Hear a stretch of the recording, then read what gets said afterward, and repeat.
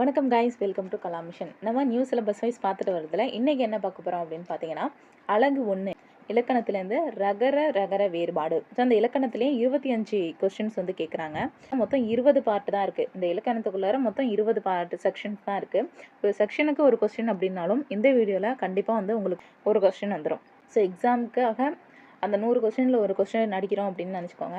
So இதில் வந்து content பார்த்தீங்கன்னா, நம்மளுக்கு பழைய book, new book and Tamil Nadu government கொடுத்துருக்க அதர் சோர்ஸ் இது எல்லாத்தையுமே சேர்த்து தான் இந்த வீடியோவில் பார்க்க போகிறோம். இன்றைக்கி ரகர வேறுபாடு தான் பார்க்க போகிறோம். ஏன்னா நம்மளுக்கு நிறைய பார்ட் வந்து எடுத்திருக்கோம். இதே வந்து லென்த்தாக போகுங்கிறதுனால இது ஒரு வீடியோவும், லகர அண்டு நகரத்தை வந்து இன்னொரு வீடியோவும் பார்க்கலாம்.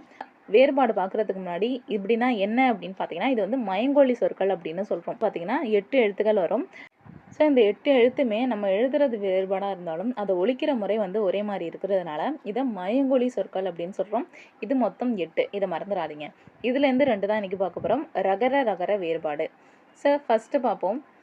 அறம் சின்னர வந்ததுன்னா கருவின்னு அர்த்தம். அதே பெரியர வந்து அறம் வந்ததுன்னா அது தர்மம் அப்படின்னு வரும். அடுத்தது அரினா வெட்டு. அதே பெரியரி வந்ததுன்னா தெரிந்து கொள் அப்படின்னு வரும். அடுத்தது அறை அப்படின்னா பாதின்னு வரும்.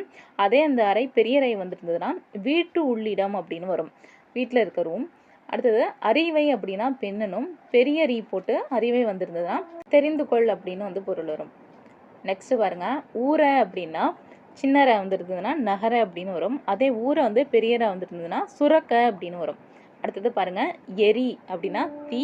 அதே பெரியரி வந்துருந்ததுன்னா வீசு அப்படின்னு வரும். அதே மாதிரி ஏரியில் வந்து சின்னரி வந்துருந்ததுன்னா நீர்நிலைனும், அதே பெரியரி ஏரி அப்படின்னு வந்துருந்ததுன்னா மரம் ஏறுதல் அப்படின்னு வந்து பொருள் வரும்.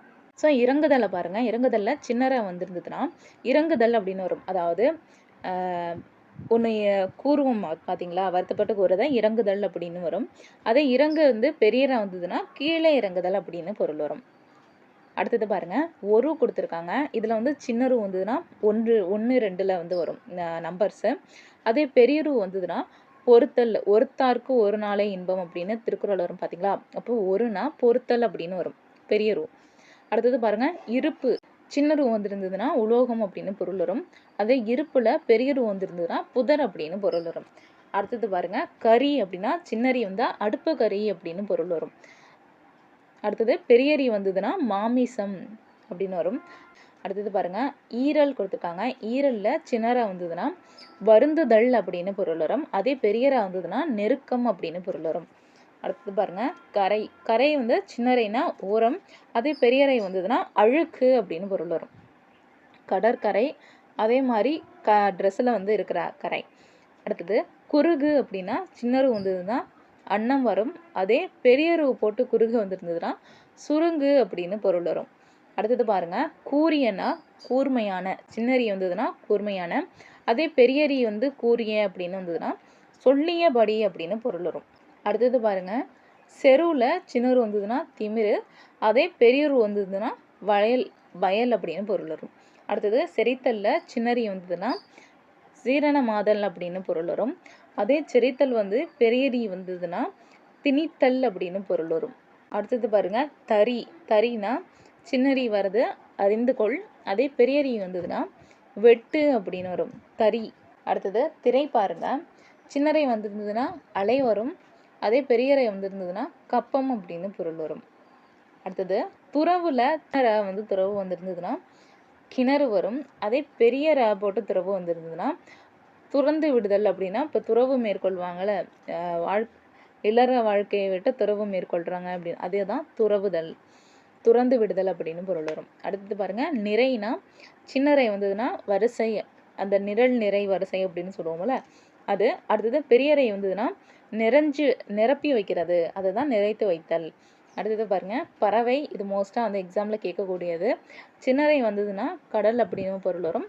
அதே பெரிய போட்டு பறவை வந்துருந்ததுன்னா பறக்கும் இனம், அதாவது நம்ம பேர்ட்ஸை வந்து குறிக்கும். அடுத்தது பாருங்கள், பரி. பரியில் சின்னரி போட்டு வந்திருந்ததுன்னா குதிரை அப்படின்னு பொருள் வரும். அந்த பரியேறும் பெருமாள் இதெல்லாம் பார்த்துருப்பீங்க. அடுத்தது பரி, அதே பெரியரி போட்டு வந்திருந்ததுன்னா பறிச்சுக்கிறது, பறித்து கொள்ளுதல் அப்படின்னு பொருள் வரும்.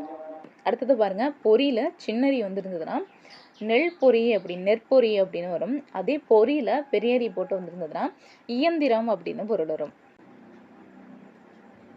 அடுத்தது பாருங்கள், இரத்தல் கொடுத்துருக்காங்க. சின்ன ர கொடுத்து இரத்தல் கொடுத்துருந்ததா யாசித்தல் அப்படின்னு பொருள் வரும். அதே பெரிய ர கொடுத்து இரத்தல் வந்திருந்ததுன்னா சாதல் அப்படின்னு பொருள் வரும்.